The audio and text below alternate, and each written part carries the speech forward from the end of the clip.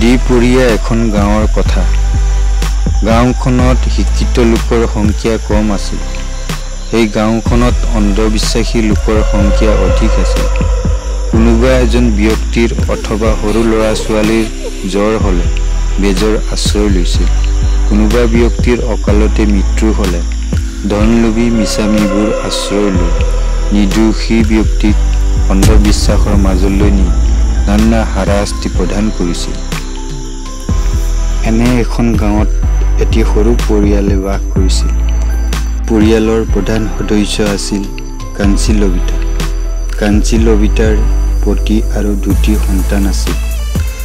পতি পত্নীয়ে মিলি সৰিয়হ মাটিমাহৰ খেতি কৰি টকা গোটাই লৈ অতি সুখীৰে জীৱন নিৰ্বাহ কৰিছিল।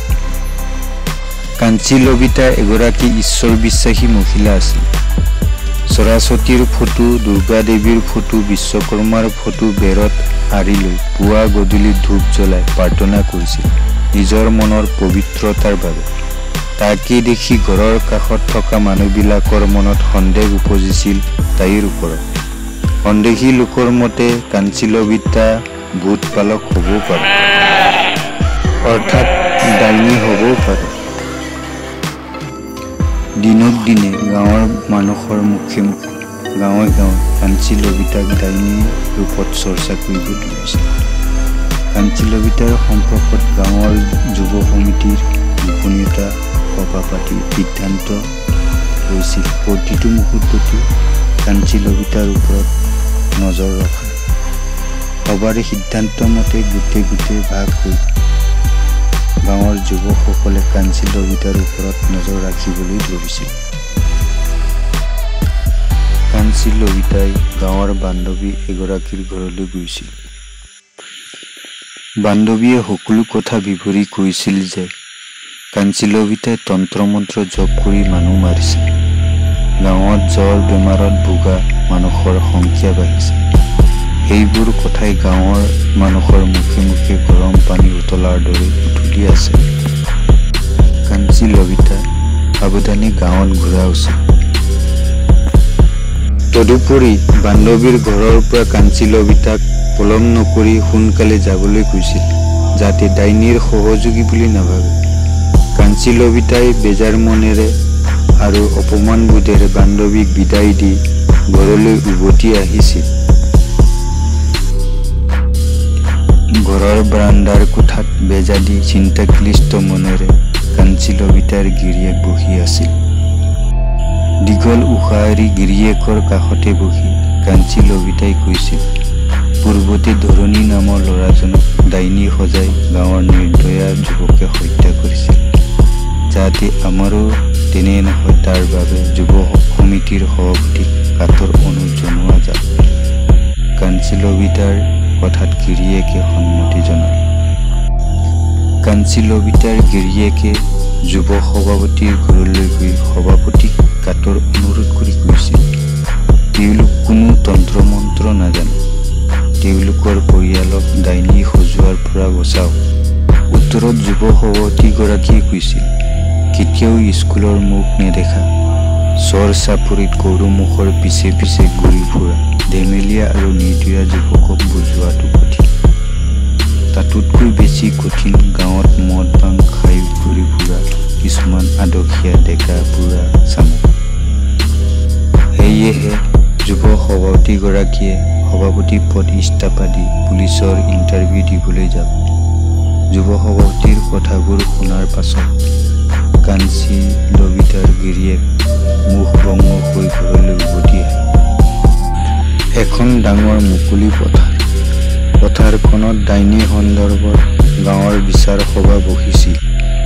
বিচাৰপতিয়ে বিচাৰ সভাত সকলোকে মন্তব্য দিবলৈ অনুমতি প্ৰদান কৰিছিল।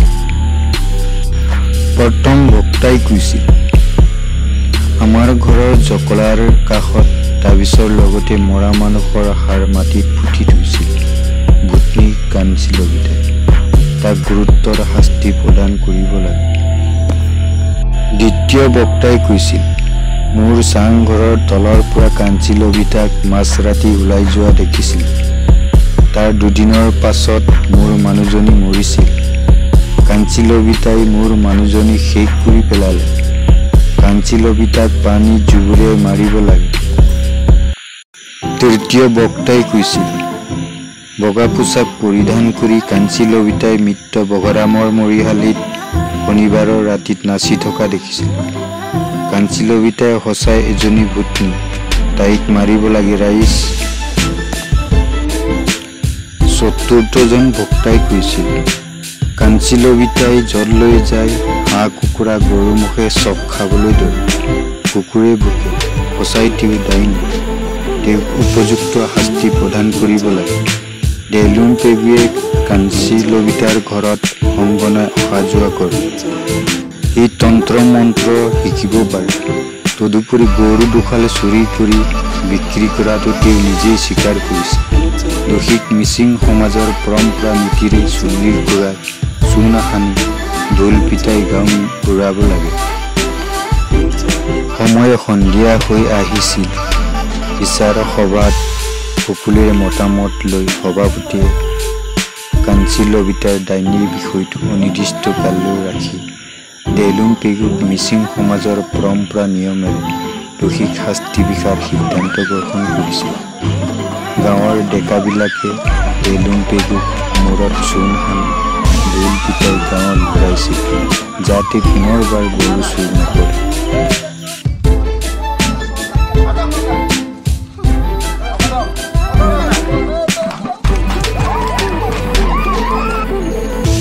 গাঁৱৰ মানুহৰ হত্যাৰ ভাবুকিত কাঞ্চি লবিতাহঁতৰ ভয় লাগিছিল।